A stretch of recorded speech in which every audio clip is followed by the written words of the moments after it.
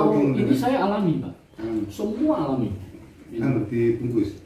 Ada yang di apa namanya Ikat itu? Ya diikat ada itu, ada juga yang kita mainnya di dalam air itu karena kedap udara itu. Saya masuknya dalam air. Berapa hari itu? Enggak sampai berhari Pak, karena saya jaga perubahan antara gula tadi. Dari penelitian Pak Rio itu yang paling bagus, yang enak menurut panjenengan apa? Kalau yang menurut saya itu yang betul-betul penelitian tadi Pak, itu di bawah dari 35. Di bawah dari 35 jam. Itu begitu petik loh Pak dari kebun. Bukannya ini kan saya dulu pernah di Melebu itu di kebun sama Pak Yubet itu disuguhi wine. Jadi ini kok rasanya kok kayak wine ini. Iya, rasanya Pak. Tapi bukan wine, monggo. Makanya tadi Arabica gitu. Enggak, ada white wine, Pak. Kita ada white wine. Ini ada ya? Makanya wine itu Pak, kalau sebenarnya proses wine ada di anggur. Aslinya ya penemuannya Pak. Itu proses anggur ya Pak. Anggur berarti ada prosesnya ada 2 macam. Red wine. Oh, jadi gula kayak wine. Betul kan? Aku wis marang koyo wine iki wae gula. Justru saya menikmatinya ini, tapi sudah tak coba yang sampai gula. Nah, membuat 3 tadi itu waktunya hanya kurang lebih 3 menit, tapi terpotong tadi saya ada sesuatu. Artinya saya mengatakan begini ini memang untuk durasi waktunya nggak boleh lama ya. Betul. Kira-kira bagaimana standarnya berapa Jadi sih? ada SOP-nya Pak. Penyajian itu pakai alat apa, media apa, alat penyajiannya itu ada SOP. Jadi setiap alat itu ada SOP-nya. Jadi kalau melewat dari SOP itu ada namanya over extraction. Jadi kalau melewati itu udah nggak enak. Alat apa aja, misalnya P60 itu baru espresso pakai manual, pakai Sudah beda ya? Sudah beda Pak. Gitu. Jadi setiap alat itu yang ahli kopi yang beda. Kalau yang seperti pemula-pemula ya sudah. Ya, tapi terkadang begini Pak. Semua kembali kepada kopinya lagi bahannya. Tetap asal mulanya dari bahan bakunya. Bahan dan bakunya. Karena apa? Ada istilahnya kopi aman. Jadi kalau salah pun baristanya membuat kopi tersebut, tapi kalau kopinya yang dibuat itu bahan bakunya kopi aman, tetap enak. Saya tadi tanya, tahun berapa ini pembuatannya? Sebentar Pak, tak lihatnya Pak. 2018, betul ya?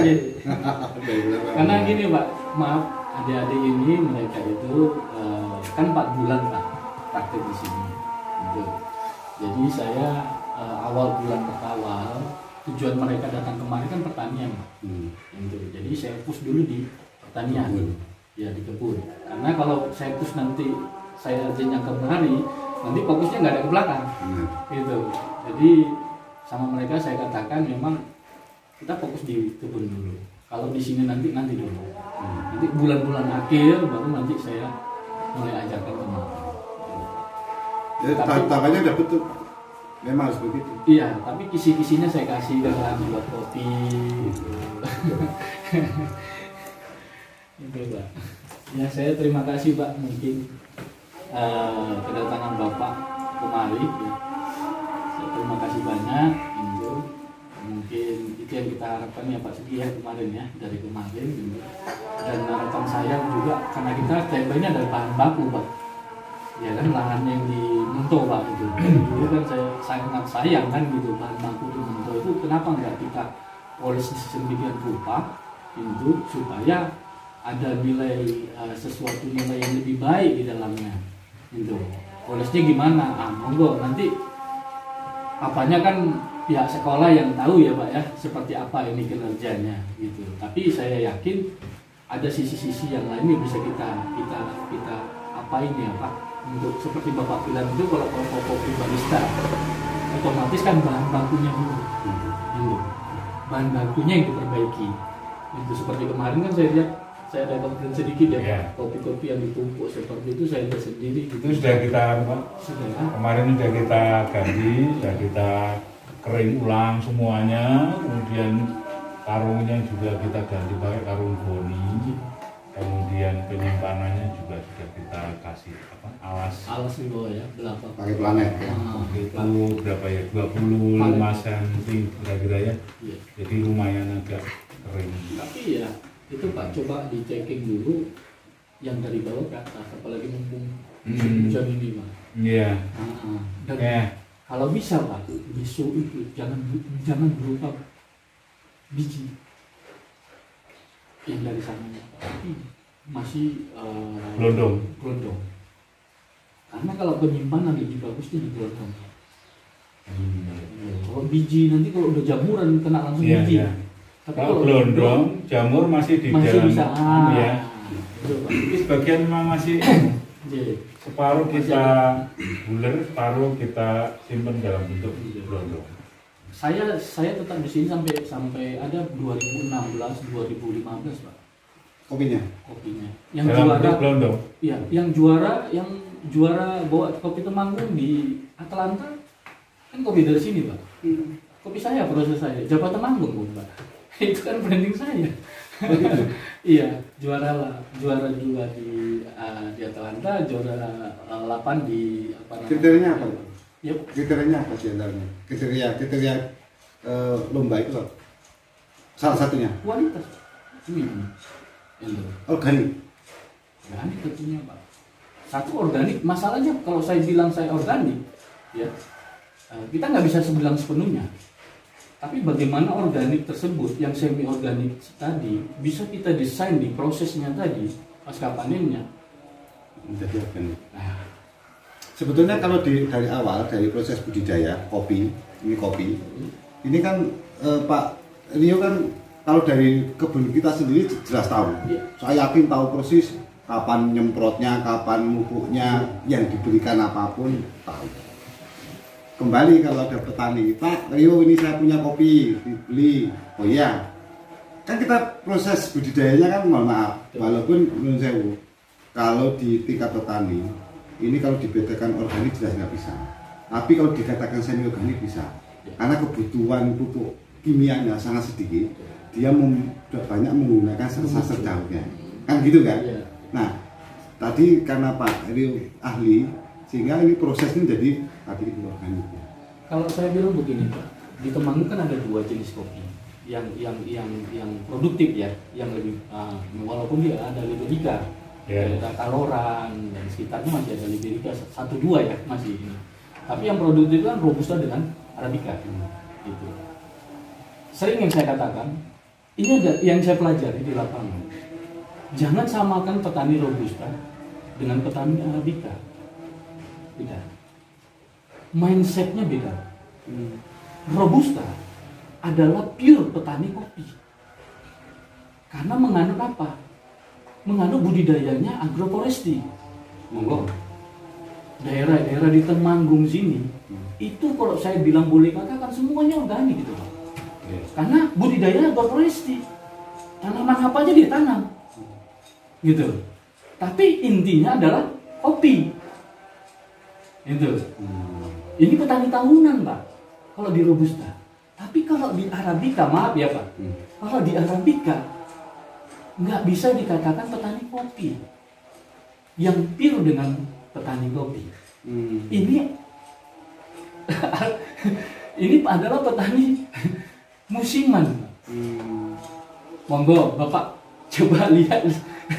Sebetulnya studi kasusnya di masyarakat. Arabica itu penghasil yang paling banyak di daerah mana Pak? Temanggung. Cindoro, Sumbi, iya. Perahu. Benar. Tuh. Benar. Jadi itu makanya sama Dina saya katakan coba diperhatikan dulu karena kita nggak bisa memaksa. Gitu. Ini mindset masyarakat petani loh. Kalau kita kan Dinas hanya oh ini petani kopi, saya bilang enggak. Saya lihat dulu mindset dia. Gitu. Secara umum ya. Secara umumnya seperti apa? Kalau secara umum petani yang betul-betul pure petani kopi adalah di petani kopi Robusta. Itu mati hidup mereka tanam kopi. Beda dengan Arabica. Gitu. Nah, beda juga sambennya. ya, tanaman pagar Pak. Ya. Betul. Itu. Karena biasanya tembakau dan pinggirnya kan kita lihat ke mana ya Pak, ke Lidung sana kan hanya beberapa ya di pinggir-pinggir jalannya itu ke Posong itu kan benar. di pinggir-pinggir saja. Dan kalau misalnya agak merubahnya ya dipotongi gitu tanpa ada pakai pemangkasan apa atau kok dipotong gitu aja. Tahun 80-an Pak sampai 90-an ya, pemerintah pertanian berapa juta pohon Pak di bantuan pohon. Waktu itu tanam tembakau hancur. Ini studi kasus Pak. Hancur tanaman tembakau. 2008 ya kalau nggak salah. Ah iya Pak. Kasih bibit. Bener Pak. Jadi provinsi. Tanam Semuanya semua. betul. Udah begitu harga tembakau naik, Naik, ini kopinya potong mulai semua. berbuah. Potong semua. Yang disalahkan siapa Dinas? Gak bisa. Itu mindset. Disalahkan petani nggak bisa. Itu mindset mereka. Gitu loh.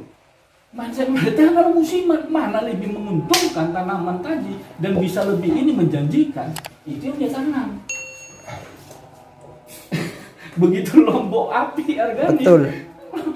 Alhamdulillah, betah dari Lombok Pak. Jadi harus salah no. Ambil dari petani daerah mana saya ambil cerinya enggak. Itu Pak. Karena saya tahu dampak yang seperti Bapak bilang Ya, tadi itu hidroskopi itu akan mempengaruhi pada saat contoh seperti Bapak bilang tadi tanam cabai. Lek ora disemprot Pak. Orang metu loh. Nah, iya betul. Itu kenapa? Pasti kena kopinya Pak. Gitu. Makanya benar saya katakan Bapak bilang tadi, kalau daerah perhutani, saya masih yakin Pak. Iya. Cuma ada lagi tanaman intinya apa di perhutani? Pinus kah? Mahoni kah? Kan macam-macam Pak. Jangan lupa like, subscribe, dan komen. Karena like, subscribe, dan komen akan membantu mengembangkan channel Pak B.